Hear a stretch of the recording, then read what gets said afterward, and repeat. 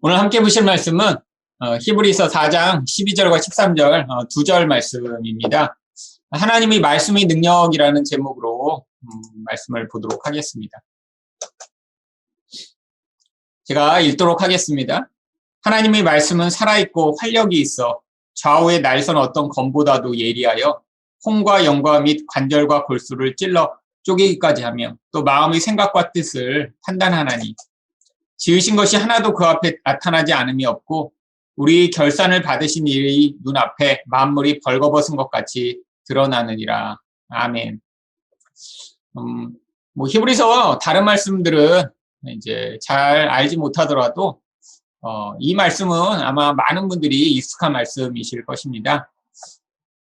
이 두 구절만 따로 떼서 알고 있는 경우들도 굉장히 많고요. 그런데 이것도 히브리서의 어떤 맥락 가운데 등장하겠죠. 전후 문맥을 좀 살펴보면 이 말씀이 나오는 문맥이 순종한 자만 들어가는 안식이라고 하는 큰 문맥 가운데 이 말씀이 위치해 있습니다. 우리가 지난번에 믿는 자들만 안식에 들어갈 수 있고 그렇기 때문에 안식에 들어가기를 힘써야 하는데 바로 그때 하나님의 말씀이 바로 이 안식에 들어가는데 아주 중요한 역할을 하기 때문에 바로 여기에서 이 말씀의 중요성에 대해 지금 이야기를 하고 있는 것입니다. 단순히 하나님의 말씀이 이렇게 예리하고 사람들의 생각을 드러낸다라고 하는 그런 어떤 단순히 그냥 말씀이 이런 역할을 한다라고 하는 게 아니라 이 말씀의 역할이 어떻게 안식에 들어가는데 얼마나 중요한 역할을 하고 있는지를 이 문맥에서 우리가 알 수 있죠. 이제 여기까지 얘기한 뒤에 4장 14절부터 5장 11절까지 큰 단락에서 위대한 대제사장이신 예수 그리스도에 대해서 이야기를 하고 있습니다. 그래서 이 순종한 자가 들어가게 되는 안식이라는 그 맥락 가운데 하나님의 말씀이 어떤 능력이 있는가를 이제 오늘 같이 살펴보고자 합니다. 12절 앞부분을 보시면 하나님 말씀은 살아있고 활력이 있다라고 이야기를 합니다. 이 말씀이라고 하는 단어는 이제 헬라어에서 이 로고스라고 하는 단어를 사용하는데요. 근데 이 로고스라고 하는 단어가 물론 일반적으로 말씀이라고 자주 번역됩니다. 헬라어에는 근데 이 말씀이라고 하는 단어가 이 로고스 하나만 있는 건 아니고요. 또 이제 레마라고 하는 다른 단어가 있는데 평소에는 이 단어들이 이렇게 병행해서 하나님의 말씀을 이야기할 때 이제 자주 사용됩니다. 그런데 이 로고스가 딱 한 경우에만 바로 예수님을 이야기할 때 사용되고 있습니다. 이 요한복음 1장 1절에 태초에 말씀이 계시니라 이 말씀이 하나님과 함께 계셨으니 이 말씀은 곧 하나님이시니라 라고 이야기할 때 바로 여기에서 말씀을 로고스로 이야기를 하고 있죠. 바로 이제 제가 요한복음 설교할 때 여러분에게 말씀드렸지만 바로 이 말씀은 하나님이 창조를 행하시던 창세기 1장에서 말씀으로 온 세상을 창조하신 무에서 유를 창조하신 바로 그 능력을 이야기하는 것입니다. 그러니까 예수님이라고 하는 거는 바로 하나님의 능력이며 없는 것을 있게 만드시는 바로 실존이라고 하는 것이죠.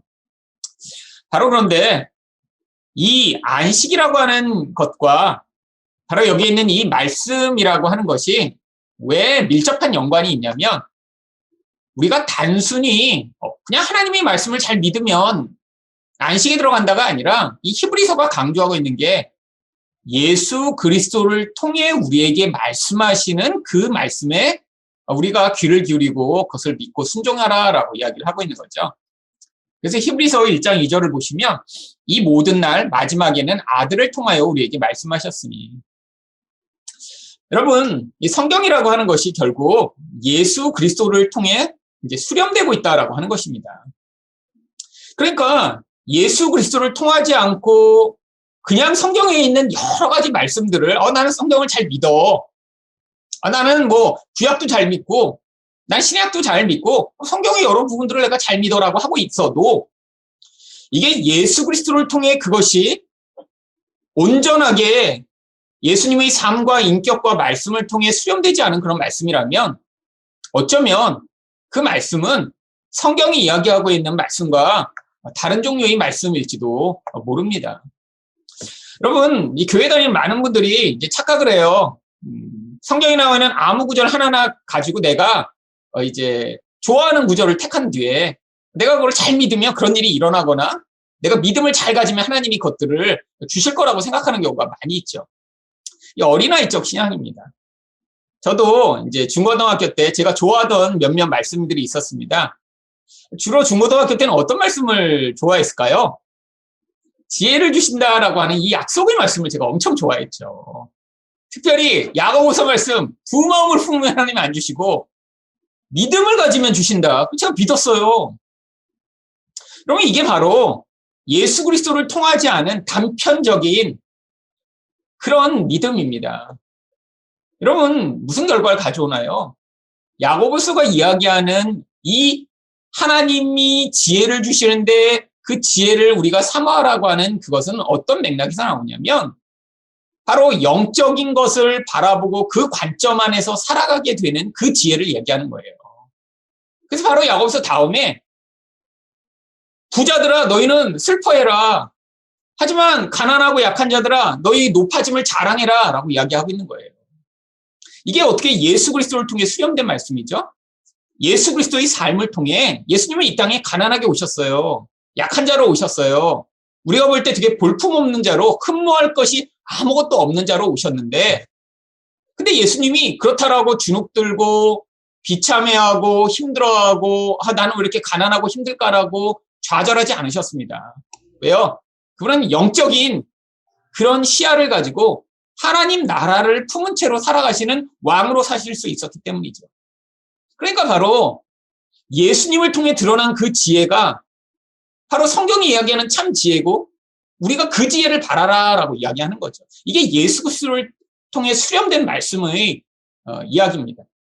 그러니까 아무 말씀이나 뭐 예를 들면 구약에서 내가 이렇게 축복을 주겠다라고 하면 내가 이렇게 축복을 기대했는데 왜 축복이 오지 않지라고 생각하는 건 이건 지금 예수 그리스도를 통해 수렴되지 않은 말씀이죠.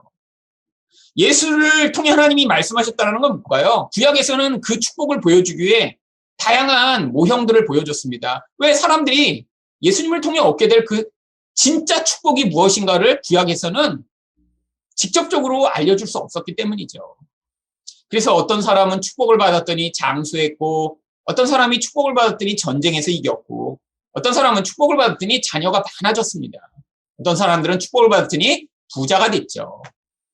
근데 그런 단편적인 말씀을 가지고 지금도 예수를 믿어 축복을 받으면 그렇게 된다라고 생각하는 건 지금 예수 그리스도를 통해 말씀하시는 음성에 귀를 기울이지 않고 내 생각대로 내가 만든 내 축복을 얻기를 바라는 것이죠.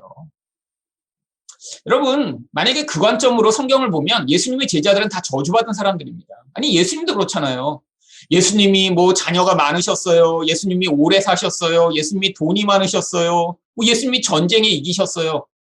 아무것도 안 하셨잖아요. 그럼 예수님은 저주받은 분인가요? 아니에요.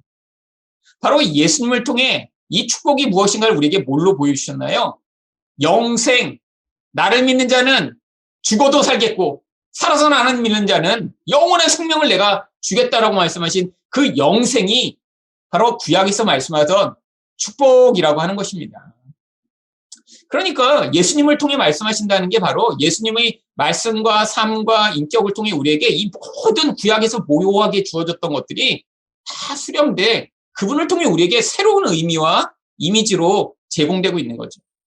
바로 그걸 믿으라는 거예요. 이렇게 하나님이 이제 예수를 통하지 않은 모든 것들을 완벽하게 예수님을 통해 우리에게 생생하게 알려주셨는데 여전히 그럼에도 불구하고 귀를 기울이지 않고 내가 듣고 내가 알고 싶고 내가 바라는 욕심에 매여 있다면 지금 나는 성경을 듣고 있고 하나님 말씀을 듣고 있다고 하더라도 오히려 하나님 앞에서는 완고한 것입니다. 그래서 성령이 이른 바와 같이 오늘 너희가 그 음성을 들으면 완고하게 하지 말라라고 하는 게 바로 하나님 말씀이 살아있다라고 하는 지금도 그래서 우리에게 말씀하신다라고 하는 이 맥락에서 나오는 거예요. 자, 그런데 이 살아있다라고 할 때 이 살아있다라는 건 원래 생생하게 지금 살아서 지금 생명력을 가지고 있다라고 하는 의미입니다. 근데 왜 말씀을 이렇게 살아있다라고 이야기를 하고 있는 걸까요? 바로 인격이신 살아계신 성령을 통해 이 말씀이 전달되기 때문이죠. 근데 왜 하나님이 이 말씀을 그냥 말씀을 이렇게 주고 우리에게 뭐 성경을 읽어라. 물론 성경을 주셨죠. 근데 그대로 놔두시지 않는다는 거예요. 왜? 바로 우리가 성령을 통해 그 말씀을 들어야 되는 우리가 인격적 존재이기 때문입니다. 여러분, 인격이란 게 무엇이죠? 살아있는 존재라는 거예요. 다양한 환경과 기질과 모습과 성장의 수준과 우리 다 다릅니다. 그렇기 때문에 하나님이 우리에게 이 객관적인 말씀을 우리에게 주시면 우리 안에서 그 사람의 성숙도와 그 사람의 모습에 따라 필요에 따라 성령이 그 말씀을 가지고 역사하시는 거예요. 여러분, 미성숙한 사람은 성경을 아무리 읽어도 깨닫지 못하는 경우가 많습니다. 왜냐하면 깨달을 수 없기 때문이죠. 깨달는다고 미성숙한데 그것들을 가지고 정말로 무엇인가 당장 하나님의 뜻대로 행할 수 있나요?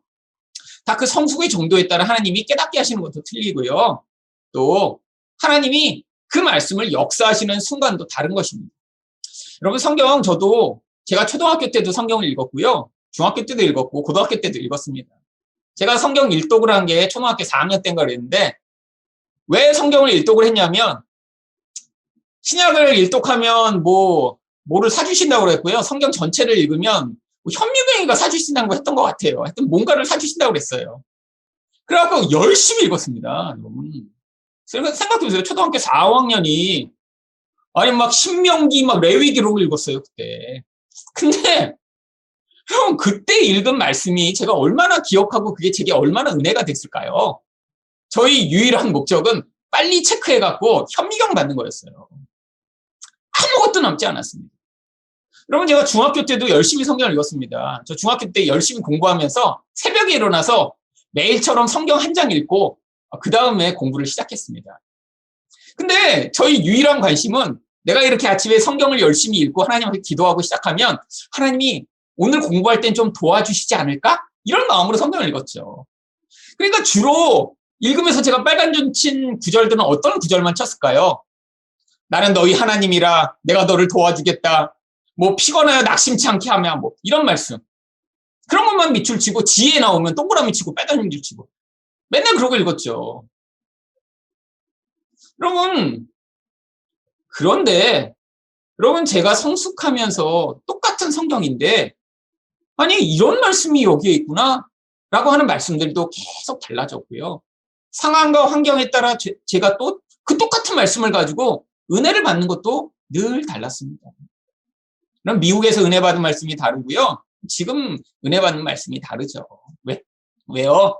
바로 그 똑같은 말씀을 가지고 성령이 살아서 역사하시기 때문입니다. 언제 그렇게 성령이 역사하실지 모르니까 우리가 어떻게 해야 돼요? 성경을 자주자주 계속 접하긴 해야죠. 때가 되면 하나님이 그 사람이 필요에 따라 역사하시기 때문에 살아있다라고 얘기하는 거죠. 근데 살아서 도대체 무슨 일을 하시나요? 하나님의 말씀은 좌우의 날성 검보다 예리하여 혼과 영과 및 관절과 골수를 찔러 쪼개 마음의 생각과 뜻을 판단하신대요. 자, 왜 이렇게 무서운 검? 여기 있는 검은 좌우가 날이 선 그런 아주 예리한 검을 이야기합니다. 근데 혼과 영을 쪼갠대요.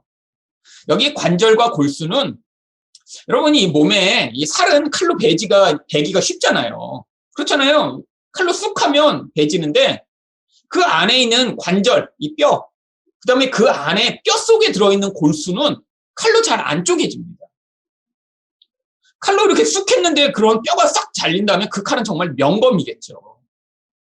그렇잖아요. 쑥 뱄는데 그 안에 있는 그 골수까지도 다 튀어나올 정도로 칼이 예리하다면 얼마나 좋은 칼이겠어요. 근데 이 관절과 골수는 그걸 비유한 거예요. 신체에서 가장 단단한 부분인데 어떤 칼로 쑥 잘랐더니 속에 있는 골수가 튀어나오듯이 이렇게 예리해서 감춰주는 게 없을 정도로 예리한 능력이 칼에 있는데 그 칼이 뭘 하냐면 혼과 영을 쪼개서 그 안에 들어있던 생각과 뜻을 다 무엇인가 판단할 수 있도록 보여주는 역할을 한다는 거예요. 여러분, 혼과 영은 인간의 마음의 생각과 뜻에 영향을 미치는 인간의 가장 깊은 내적 영역을 이야기합니다. 여러분, 인간은 사람이 겉으로 난 이런 생각을 해. 나는 이런 것을 알아. 라고 하는 것과 전혀 다른 생각을 진짜는 하고 있을지도 몰라요. 며칠 전에 무슨 일이 있었냐면 제가 먼저 잠을 잤습니다. 그리고 아내는 깨어 있었는데 아내 보고 제가 보통 이게 불 끄고 같이 자는데 이제 한 방에서 제가 먼저 자고 아내는 이제 좀 더 있겠다고 그래서 깨어 있는데 불 켜고 있으면 이제 그렇잖아요. 있는데 불편하잖아. 그러니까 아내가 되게 미안해하는 거예요. 자기가 이렇게 불 켜고 더 있어도 되나. 그래서 걱정 마. 난 피곤하니까 먼저 잘 테니까 전혀 몰라. 그러니까 여보 더 있어도 돼. 그래서 전 잤어요. 근데 아침에 일어났는데 아내가 그러는 거예요. 제가 자다가 갑자기 12시가 넘어서 벌떡 일어나 앉더니 여보 빨리 자. 그리고 다시 누워서 잤다는 거예요. 그런데 저는 기억이 전혀 없어요. 정말. 그리고 아내는 정말 그때 이제 너무 놀랐다는 거야. 왜 갑자기 자다가 이렇게 일어나서 자기 보고 자라고 막 그래갖고 그냥 너무 놀래갖고 그냥 아내도 후다닥 발딱 불 끄고 가서 얌전히 누워있었대요. 제가 화나서 막 갑자기 일어나서 그런데. 근데 저는 정말 맹세하건대 절대로 아내 보고 일찍 자라고 한 적도 없고 할 마음도 없었고 그다음에 제가 그렇게 했다는 걸 정말 저는 진짜 거짓말하는 줄 알았어요. 처음에. 근데 뭐 아내가 했다니까 했겠죠. 근데 그러고 보니까 제 마음에 정말 저는 그렇게 생각을 안 했지만 정말 1% 그냥 같이 자지 뭐 더 있나 이런 마음이 있었을 수도 있었겠죠. 근데 정말 자다가 그게 벌떡 저를 일어나게 만들어서 정말 그 말을 하게 한 거예요.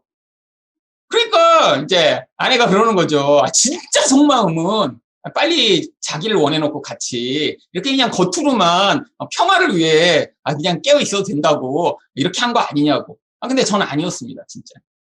하지만 이 영과 혼이 잘라지고 나면 속에 어떤 마음이 있는지는 저도 모르죠. 저도 제 마음 진짜 몰라요. 이게 인간입니다. 여러분, 사람은 자기 마음 안에 진짜 어떤 마음이 있는지 몰라요. 이런 사소한 게 아니라.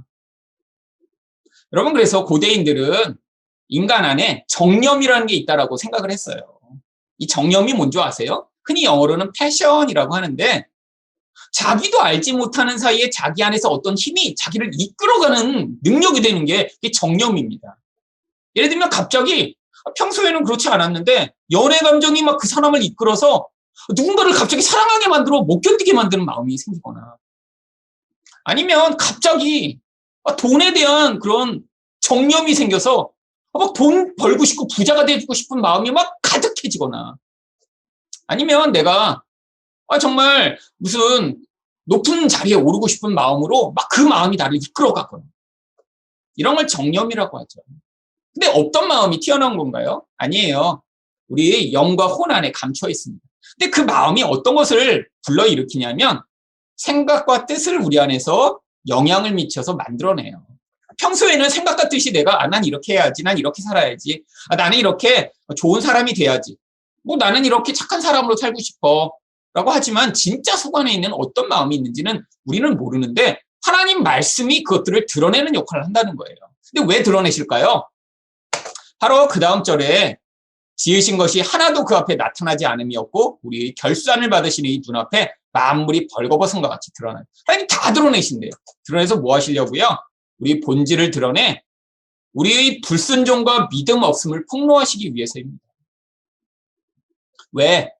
여러분, 우리가 우리 자신을 믿고 예수 외에 다른 것들을 의존하는 것이 드러나지 않으면 우리는 진짜 예수를 믿을 수가 없어요.